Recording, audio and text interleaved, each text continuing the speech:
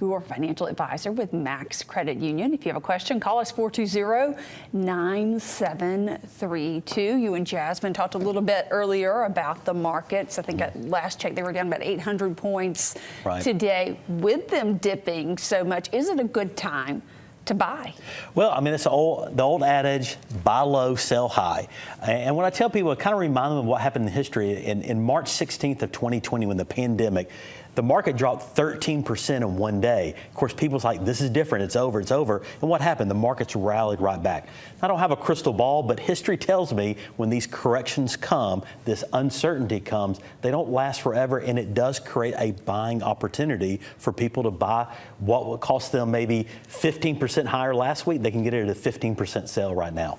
Is this a good time, if you have not done so, to get a financial advisor so you aren't stressing about this? Let someone else handle these changes for you. Absolutely. When I talk to potential new clients, one of the things I say, one of the advantages of having a financial advisor is that when people are managing their own money, that money is a big emotional attachment for them.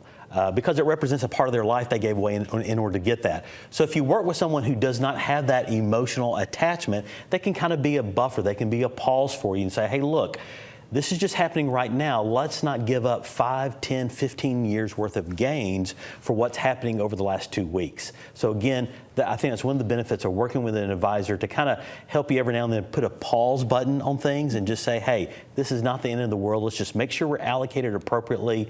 Don't sacrifice long-term gains for some short-term emotion. Don't jump ship. Don't panic and jump ship. That's right. Right now. Think about that long-term plan. The long-term plan is for all of us to eventually have enough money that we can retire and enjoy life. Right. But if we have a lot of debt, say credit card debt, do we need to pay that down before we start investing? You know, it's a fine line there. I tell people unsecured debt, definitely knock that out first, because that's typically your highest interest. But if you're part of a retirement plan like a 401k where they offer matching, I do encourage people, go ahead and at least put in what they're matching, because that's free money you can never get back. So again, it kind of depends on your individual circumstances. A rule of thumb, you want to be investing about 10% of your income. If you can't get to that point, at least start off doing 1%, 2%, 3%, and then make a plan, make a budget to kind of knock out that unsecured debt first. Yeah, let's talk about the snowball effect when paying down debt. What is that and how does it work? Basically what that is, a mistake I see people make is they make a little bit extra payment on all their debts at once. And what happens is they get frustrated, they can't get things paid off very quickly. So what I tell people is make your minimum payments on every single debt, then the highest interest one, pay extra on that. Once that's paid off, move to your next debt, and you create this snowball effect where you're just adding on top of the other payments, and before you know it, you'll knock out that debt pretty fast. There are some credit cards that will offer you a 0% transfer, say for a year. Hey, transfer your debt from another credit card, we'll give you 0% interest rate for a year. Are those good? I know very few will offer those with no fee. There's a fee up front with a lot of them.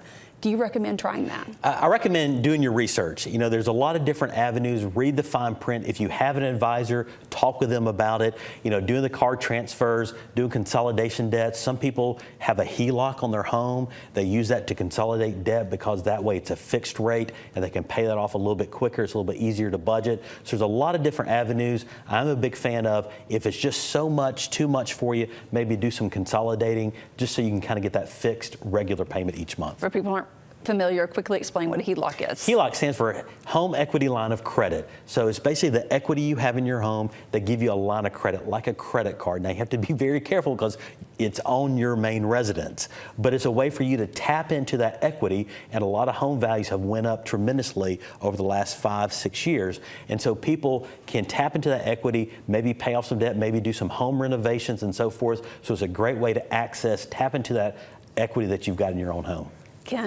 How can folks get in touch with you? Yeah, a couple different ways. You go to our website, mymax.com, click on Save, hit Wealth Management. It's got all of our contact info.